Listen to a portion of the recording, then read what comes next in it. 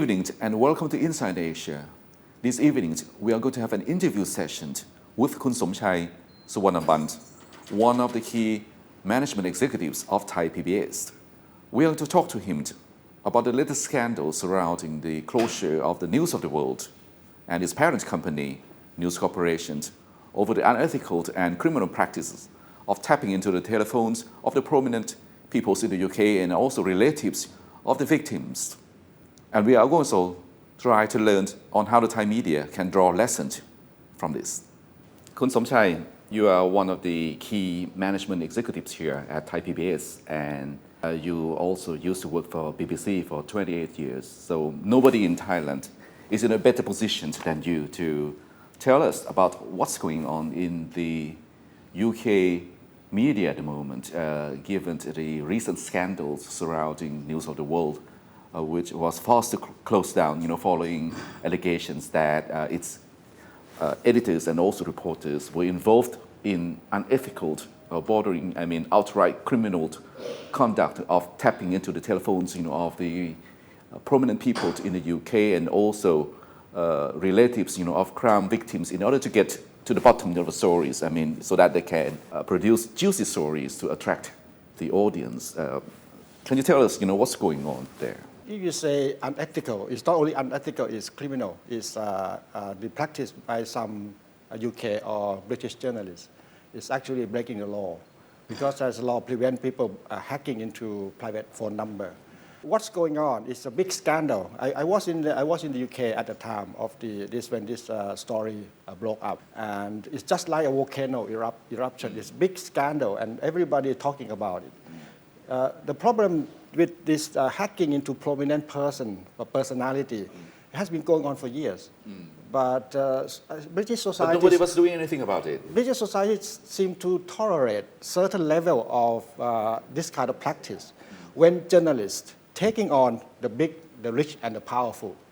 But once they found out that some of the journalists also hack into ordinary people, a crime victim, a terrorist victim, relative of the people who've been murdered, to hack into their phone, private phone line, to listen to what the message, and then produce a story to make it more interesting, to get more exclusive story, to sustain their circulation. Then the public cannot accept it. It's big public outrage. But this practice wouldn't be possible without the cooperation from the police. What happened with the police department there? This story broke out when there was a court case, trial of the murder suspect of a young girl. And then during the exchange in the courtroom, the lawyer tried to get more and more information from the witnesses. And then this came out. This became revealed that there's a practice among journalists, certain journalists, who hack into the phone of the murder victim to try to listen to what's going on and then try to report or dig out a story and run a report, exclusive report. Then the relation of the murder victim was so upset. And then more revelation came out that not only this murder case, other cases like victim of the 7/7 underground bombing in London some years ago, and even those relation of British soldier who died in the Afghan war also been hacked into. Then the British people cannot accept it because they are war hero. How can the British newspaper or the reporter, journalist, do this to them? Then it's become a spiral into political storm. And then there was an emergency parliamentarian hearing when the Prime Minister had to give his defense of what's going on, to tell what's going on. Then the other angle of the story came out that how the journalists get hold of this information, it's confidential number or information. Then they found out that some of the police officers sold phone number, sold information to journalists. And then this has become another scandal because it's police corruption. Then it's blew out, and then all the newspaper, every newspaper, every television station ran as a headline for weeks about this. Do you think this practice was limited to News of the World only, or other media organizations might also have got involved in this?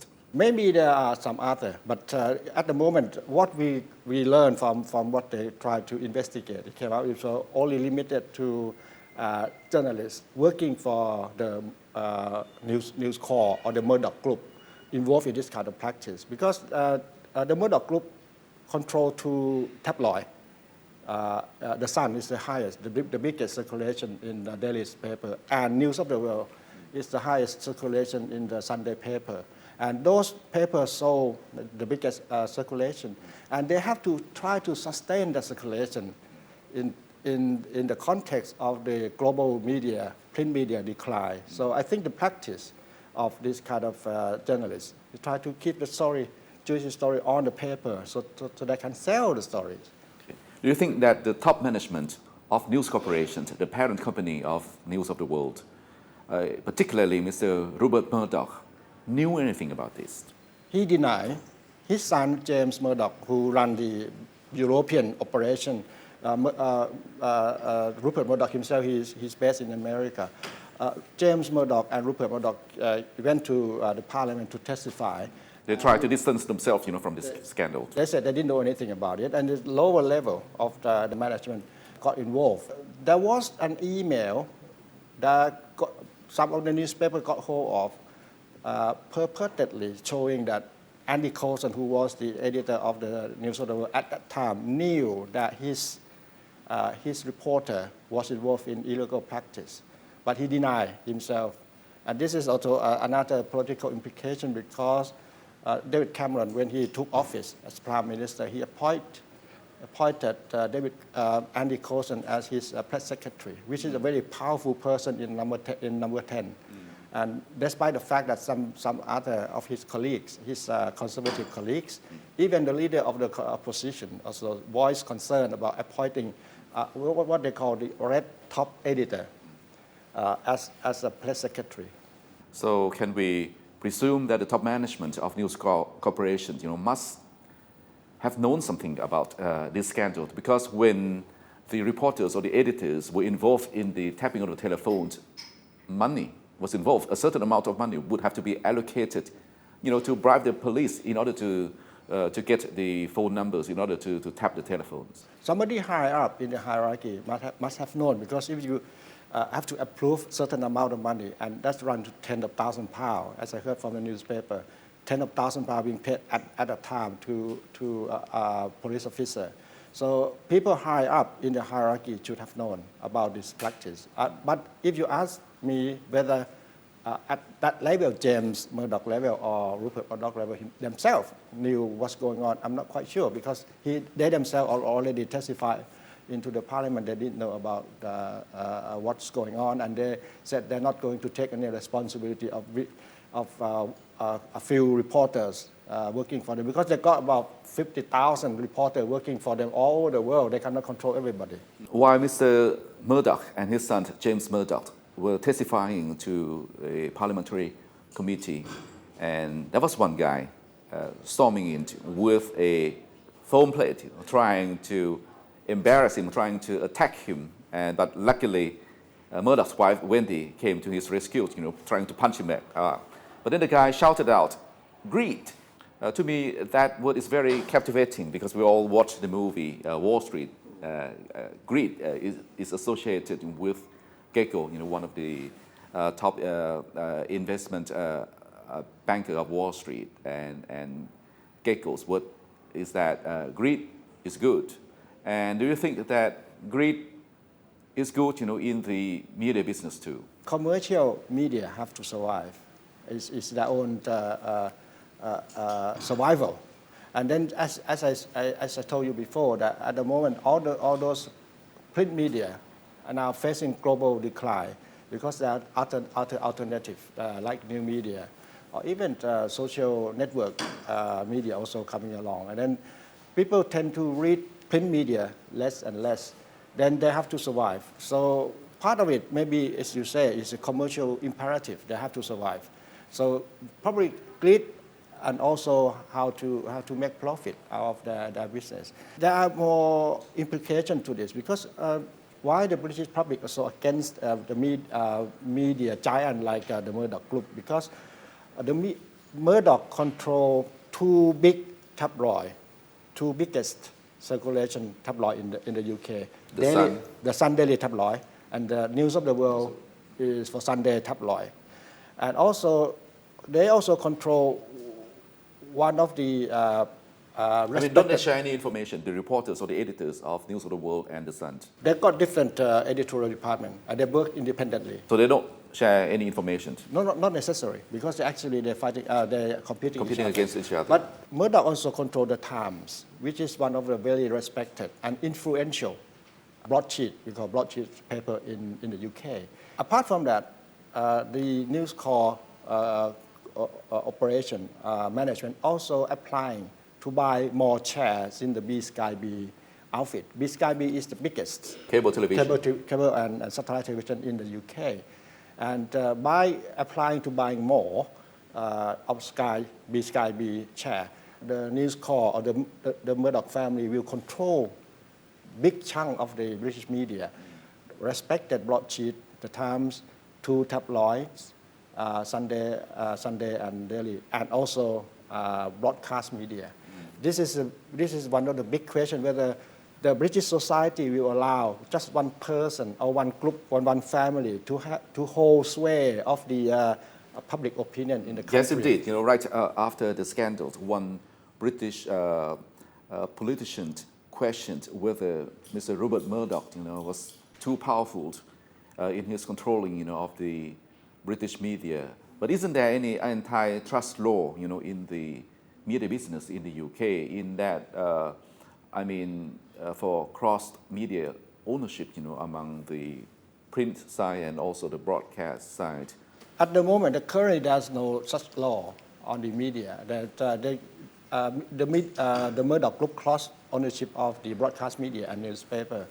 But there's also another clause which maybe gives some power to politicians to allow this to happen or not, which we call fit and proper person to run a business. Which you still remember some years ago when one of the Thai politicians took over a football club in the UK, and this question also came up, and then they have to go through the process of to prove himself that he is fit and proper to own such a big business. And in the media business also, the government has also some power to do that. One person or one group of the media can monopolize the public opinion. It's not only the media group. You can see even the politician also trying to cozy with media mogul or powerful media figure.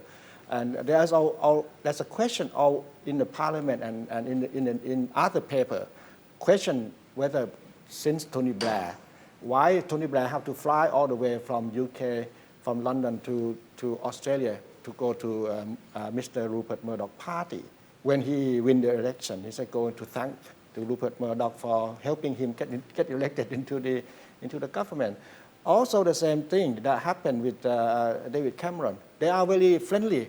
So the closeness, the relationship between powerful people, politicians, and powerful media person is now called into question. They are now being scrutinized by other media and also the public. So this is another question that maybe we have to draw into lesson to our own situation in Thailand, whether the politician and the newspaper, the journalists are too close.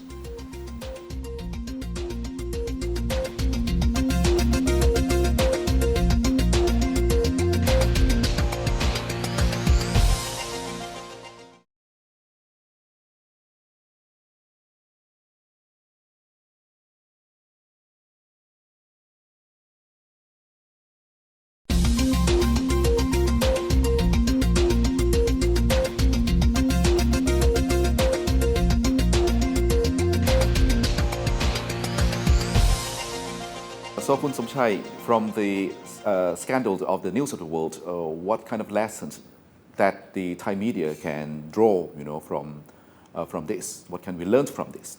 The Thai press also report one of the controversial email by one of the core member of the political party contesting in this poll. And then those emails give some information, some inside information that politicians are paying journalists to do story for them or to try to tweet the story to their favor. So my question was how long this been going on, or this is just only during the election, or this has been the culture of the Thai media that the journalists and politicians are very close, and then very close friends, and because of that closeness, they don't do their job properly as the what you call society watchdog to protect the interests of the public, or to do a story to be paid and do story in favor of the paymaster. This is if happen in the British society, it's going to be a very big scandal. What surprised me that this story came up and then it looked like to disappear. So this is maybe what we can have a look at and whether we have any lesson from this.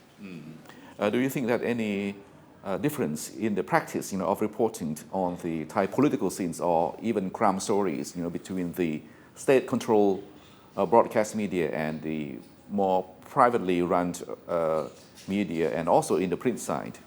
State-controlled media or broadcast media have been under the government supervision, and they have to do whatever the minister want them to do. So this is you have to take. So in this case, they try to favor the positions of the government. They said they are independent, but if you look at their content overall, they are more favorable material than the one that to try to bring politicians into account. If you see some of the commercial media, which is rely on their commercial revenue, then probably there is a practice of the Thai, even the Thai broadcast media, to favor the people in power at the time. When you look at all the content that came out, so the problem of the commercial media and state-owned media is more or less under a certain level of self-censorship. So it's difficult for a Thai media to be independent. So they are not acting as a watchdog, for the interests of the public.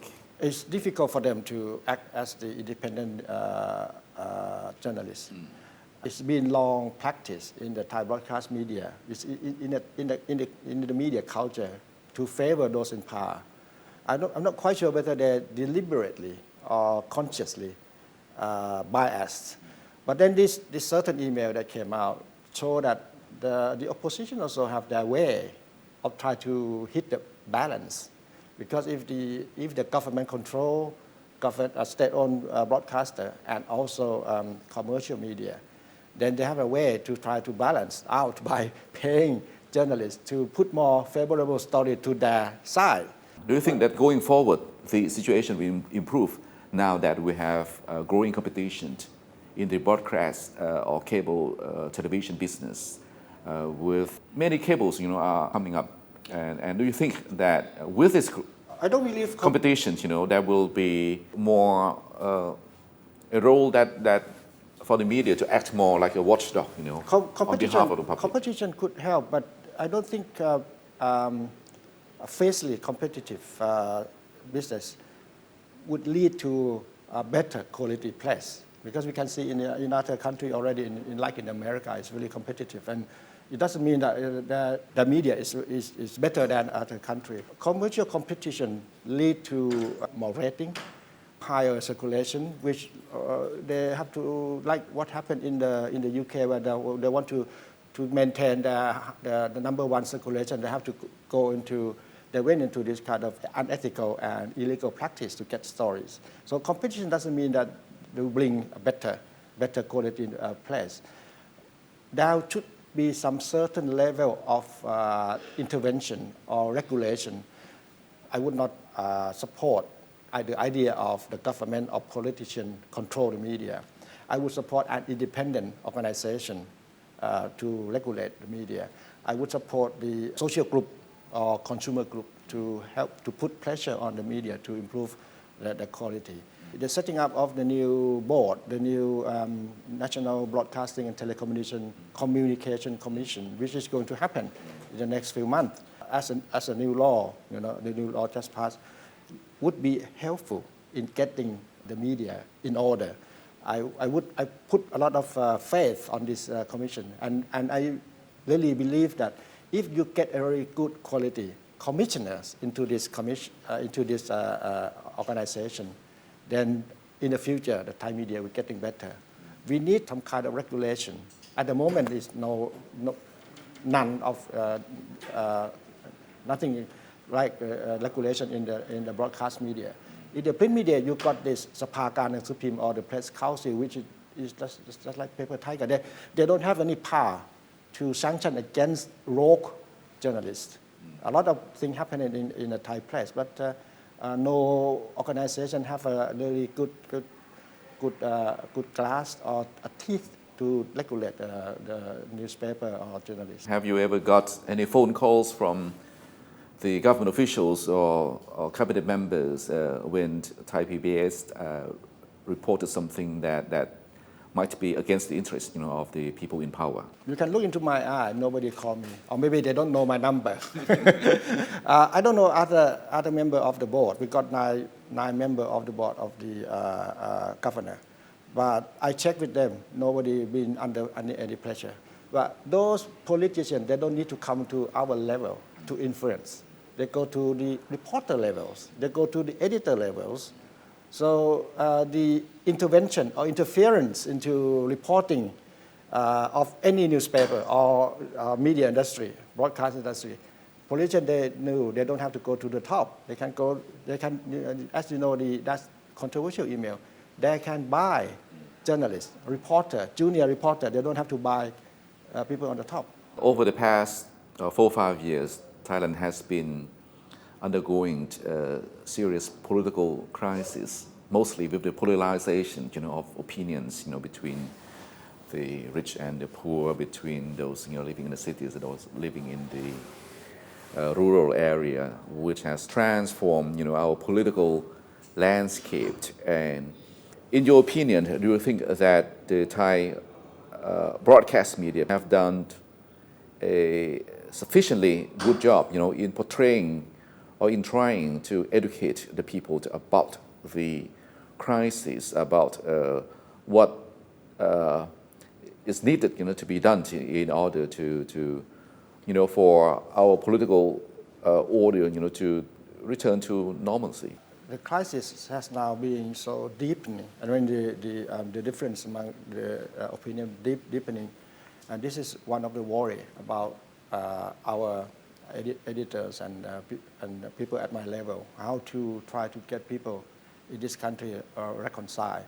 The problem is, I believe the Thai press, not only the broadcast media, the Thai newspaper, the Thai print media also contributed to the whole mess, political mess that we are having now. Only that the media try to comply or adhere to strict code of conduct, especially broadcast media, to be truly impartial and truly objective. Then I think people could learn more of the media that put out content which is objective and also impartial. And will take time for people to try to, from both sides, because both sides of the divide, they only listen to one part of the story, not the whole truth. The other side also one part of the story, not the whole truth. Unless the media put the full truth in front of them, and they will know more what's going on in this country, rather than just being led by certain influential politician or influential media person. Thank you very much, Kun Somchai, for joining our program. สวัสดีครับ สวัสดีครับ And that's all the time we have. I hope we all do learn something about the broadcast media in the modern world. Thank you very much for watching our program. สวัสดีครับ